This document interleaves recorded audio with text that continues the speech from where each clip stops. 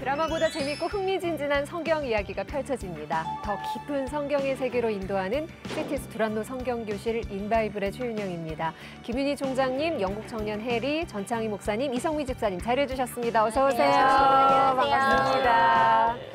요즘 옷을 입을 때도 나하고 어울리는 색은 뭔지, 또 내 이미지엔 어떤 색이 잘 어울릴지 나만의 퍼스널 컬러 찾는 사람들이 많더라고요. 그러니까 이 퍼스널 컬러라는 게 내가 가지고 있는 눈동자 색깔, 머리카락 색깔, 피부 색깔, 그러니까 자신이 갖고 있는 고유한 그 신체 색하고 조화를 이뤄서 더 생기가 돌고 활기차 보이도록 하는 그 개인의 컬러를 말하는데요. 혹시 내 퍼스널 컬러는 이거다 알고 계시는 분 계세요? 난 내가 어떤 사람인지도 모르는데 뭐 색깔까지 알아요? 알아요? 알 것 같아요. 직접 해보지 못했는데 네. 근데 뭔가 초록색 좀 꽤 잘 어울리지 않나. 네, 아니면 약간 녹색. 녹색. 이게 눈도 초록색이니까. 맞아요. 눈이 잘 초록색이요?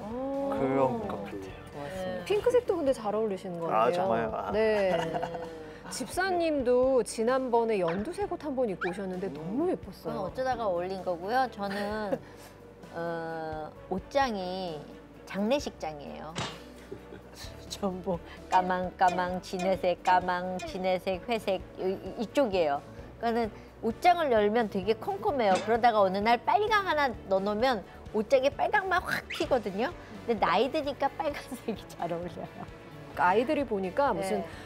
봄 웜톤, 가을 웜톤, 뭐 여름 쿨톤 막 이렇게 그냥 그러니까. 너무 자기 이름 얘기하듯이 그렇게 얘기하더라고요. 자기 퍼스널 그냥 컬러를. 다 잘 어울리시는. 그러니까 우리 목사님도 네. 파란 색깔 되게 좋아하시죠? 푸른 색깔 잘 어울려요. 네. 좋아하고 저도 잘 어울린다고 생각해요.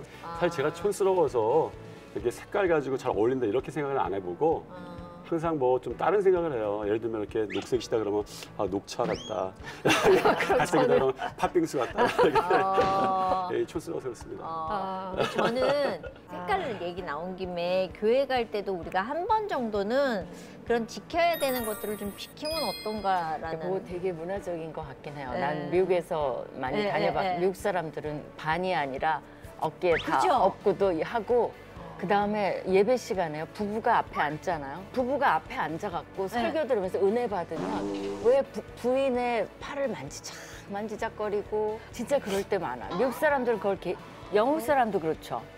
미국은 조금 더 그럴 심하죠. 살짝 더 그럴 것 같은데 그래도 영국은 한국보다 훨씬 그쪽 오픈돼 있죠.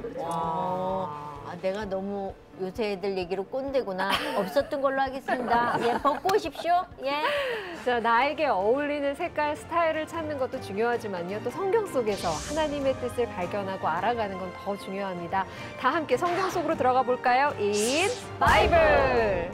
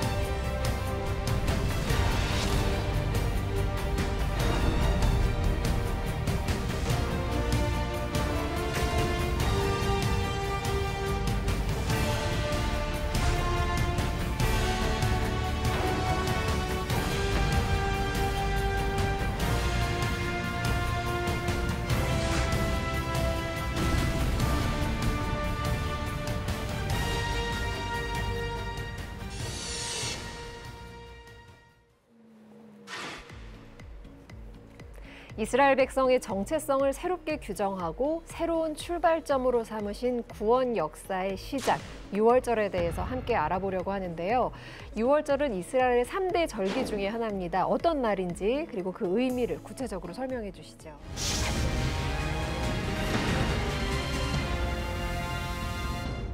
사실은 어떤 의미에서 인류 최대 대사기극이 벌어진 거예요. 네? 왜냐하면 사실은 목사님 이단이세요? 근데 하나님이 속아주신 날이에요. 그리고 우리도 하나님을 속인 날인데 하나님이 허락하신 거죠. 왜냐하면 네.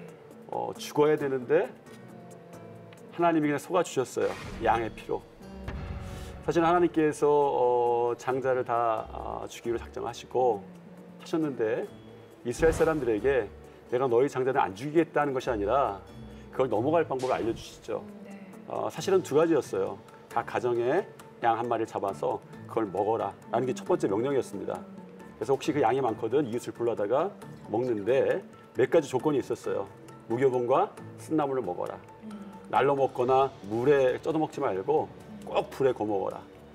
그 다음 날까지 이렇게 남겨놓지 말아라. 서서 먹어라. 몇 가지 주셨습니다.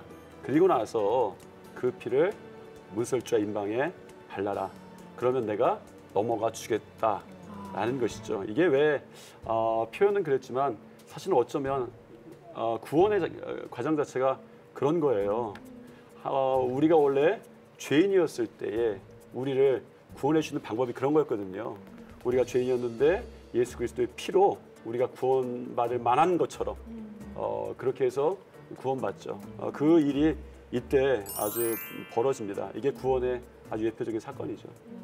근데 출애굽하는 그날부터 지금까지 유월절을 지키잖아요. 근데 우리도 명절이 있지만 우리는 이렇게 시대가 지나면서 좀 변화하고 요새는 한복 입는, 옛날에는 한복을 입었었는데 요새는 명절이라고 한복 입는 거 보기 드물거든요. 그때 당시에 유월절을 지켰던 것과 지금이 좀 달라졌나요? 아니면 그들은 아직까지도 그대로 그 일을 유대인들은 행하고 있나요? 많이 달라졌죠. 일단은 성전이 없기 때문에 양이니 이런 것들을 제사 드릴 수 없잖아요. 그렇죠. 이제 그거부터가 완전히 달라졌죠. 그래서 현대 이제 유대인들은 네. 이때가 이제 니산월 14일부터 예. 이제 7일 동안 지키고요. 디아스포라 유대인들은 8일 동안 지켰어요. 그래갖고 지금은 그 7일 첫날과 이제 마지막 7일째는 공휴일이에요. 그리고 그 중간 5일은 반공휴일 또는 뭐 일하는 데는 일을 합니다. 이제 누룩 없는 떡 그거를 강조해서 봄 청소를 해요. 이때가 봄이거든요. 겨울이 막 끝나고 그 우기가 끝나고 대청소 기간이군요. 그렇죠. 대청소를 하는데 네. 누룩에 관계된 거는 다 없어요. 사업장에서도 마찬가지예요. 그래서 이제 대청소를 깨끗이 하고요. 네. 그리고 이제 금기되는 이런 것들을 전부 태워요. 하메츠라 그래갖고 6월절 정오 그때 이제 정오 때까지 태우고 네. 없애고 그다음에 이제 저녁 식사를 앉아서 이제 6월절 그 첫 6월절은 서서 먹잖아요. 막 띠를 띠고 예. 막 지팡이 짚고 근데 지금은 앉아서 가족들이 이제 세데르라 그래갖고 그 절차를 밟아요. 그래서 음식을 준비하고 아주 가족적으로 이것을 보냅니다. 그래서 이게 이제 세계에서 가장 오래된 명절입니다. 약 3,500년 된 그런 명절이고요. 네, 하나님께서 6월절을 구체적으로 어떻게 준비해야 되는지 말씀하셨죠. 이제 정확히 그만큼 하나님께서 이 날 중요하다고 생각하시는 것 같고 또 우리 이렇게 백성들도 이 날을 중요시하라고 하시는 것 같은데 그 이유가 뭘까요? 그러니까 이제 정말 중요성이 하나는 하나님이 정하신 규례죠. 하나님이 우리한테 지시하신 거죠. 그다음에 이게 이스라엘 국가로서의 태동이에요. 노예가 아닌 그 태동의 아주 결정적 계기가 됩니다. 얼마나 중요하면 새로운 달력의 시작이 돼요. 그래서 하나님이 그 이달을 그 6월절이 있는 이달을 너희의 달의 시작 곧 해의 첫 달이 되게 하고 그러니까 뉴이어가 되는 거죠. 새해가 되도록 정하셨어요. 그러니까 민간력을 종교력으로 6월달 첫 달을 그렇게 정하셨고요. 물론 여호와의 구원이고 그렇죠? 또 이스라엘의 해방이고 또 하나님의 은혜와 사랑을 정말 아까 하나님이 속아주신 거라고 얘기했는데 정말 하나님의 백성이 어떻게 되는지의 그 특권을 100% 누리는 그런 겁니다. 근데 이 전통이 지켜지지 않아요. 그 이후에. 왜냐하면 열왕기 하에 보면 사사시대, 이스라엘을 다스리던 시대부터 이스라엘 여러 왕의 시대와 유다 여러 왕의 시대에 이렇게 유월절을 지킨 날이 없었다라고 하면서 이게 안 지켜졌다는 것을 잘 보여줘요. 그러니까 이 중요한 것도 이스라엘 백성이 나중에 가면 그러니까 사사 시대부터 엉망진창이 된 거죠. 이제 그런 것을 보여주고요. 유대인 전통은 너무 안타까운 게 유월절에 메시아가 올 거라 그래서 유월절마다 메시아를 기다려요. 그러니까 안타깝죠. 오셨는데 몰라요. 그게 안타깝다는 게 이해가 되시죠? 아직도 기다려요. 그죠? 6월절에 오시겠다는 전통이 있어요.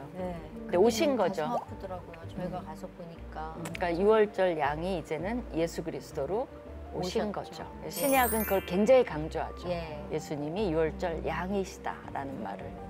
그 그만큼 예수님이 중요해요. 그 6월절에 돌아가신 것도 그 시대를 맞추신 거겠네요, 하나님은. 그렇죠. 상징적으로. 아. 그러니까 6월절 양이 된 거죠. 네. 6월절에 돌아가신 거죠. 그러니까 살아있는 양 대신에 하나님이 아들. 보내신 아들이 양이 된 거죠. 근데 저는 궁금한 게 출애굽기 12장 43절부터 쭉 나오는 게 할례에 대한 얘기거든요. 그러니까 타국인이나 그 외지에서 온 사람들 중에 할례를 받지 않는 사람들은 못 먹고, 그리고 거류인이나 뭐 타국 품꾼들은 또 먹지 못하고, 그래서 그 할례가 왜 이렇게 중요한지. 근데 지난 시간에 이방인들도 할례를 받는다 그랬잖아요. 하나님이 왜 꼭 그렇게 할례에 대해서 중요하게 말씀을 하셨는지가 저는 되게 궁금해요. 네. 물론 그 시대에 그게 행해졌지만 예. 하나님이 있는 그 제도에 의미를 부여하신 거죠. 네. 사실은. 예. 그래서 언약 백성이 되는 그 언약 체결의 어떤 그 아브라함과 특별히 그 조건으로 예. 할례를 제시를 하신 거죠. 예. 그러니까 모든 남자는 근데 이제 그 식솔이 돼도 받을 수 있어요. 할례가 받으면 네. 언약 백성이 될 수 있어요. 예. 예, 그래서 그 얘기도 했잖아요. 그 야곱의 아들이 예. 시므온하고 레위가 예. 그 디나가 그 강간당하니까 할례 받아라. 예. 그래야 우리가 결혼시켜 주겠다 해갖고 이제 속여서 나쁘게 이제 난동을 이용한 저지른 거죠. 것을 봐도 예. 알고 있지만 하나님이 의미를 부여하신 거죠. 거기에. 하나님은 아주 작은 것까지도 사실은 섬세하게 우리에게 말씀해 주시는 것 같아요. 이제 좀 있으면 배우겠지만 레위기도 보면 그렇게 일일이 뭐 간섭하실 필요 없었거든요, 그냥. 예. 근데 너무 하나까지 촛대 하나 뭐 모든 거 하나까지도, 그러니까 성경을 보면 정말 작은 것까지도 우리에게 알려주시려고 애쓰는 것 같은. 사실 뭐 할례라는 게 뭐 받을 수도 있고 안 받을 수도 있는데 유대인들은 꼭 받아야 되는 거였잖아요. 그렇죠. 네. 근데 이제 구약을 이해할 때 신약하고는 좀 다른 점이 있잖아요. 근데 구약에서는 하나님의 율법이 이스라엘 백성들을 만들어가는 모습들을 좀 보여요. 하나님이 만드신 규칙들이. 근데 이것은 율법이 아니더라도 우리가 이런 용어를 많이 써요. Form makes function. 그러니까 form이 펑션을 만드는 거예요. 하나님께서 이제 구약을 이끄시는 방법 중에 하나가 그 폼 가운데에 하나님의 그 백성으로서의 기능들을 자꾸 만드시는 것 같아요. 그래서 어떤 때는 사실은 저도 그걸 들으면서 굳이 할례였나? 왜냐하면 신약에서는 또 할례에 대한 개념이 좀 바뀌니까 구약에서도 하나님께서 일찍 풀어주셨으면 어떻겠는가 생각하지만 하나님은 그런 그 형식 속에서 만드시고자 하는 그 하나님 백성의 또 그 기능들이 좀 있으셨던 것 같아요. 실제로 그랬던 거고요. 더 기분 나쁜 건요. 여자에게는 어떤 표식을 안 주셨다는 게 굉장히 기분이 나쁩니다. 목사님 웃지만 마시고 얘기 좀 해줘 보세요. 제가 또 기도할게요. 하나님 반지 안 주셨냐고. 그래서 난 그런 거 잘해요. 하나님. 이건 못 들었습니다. 제가 이런 거에 대해서 책임질 필요도 없고 변론할 필요 없어요. 하나님한테 알려드리면 돼요. 그죠? 하나님, 그렇죠. 이거 당신 예. 책임지세요. 그럼 네. 뭘 하세요, 네? 보통? 응답을 어떻게 주세요? 그냥 웃고 마시는 것 같아요. 그냥.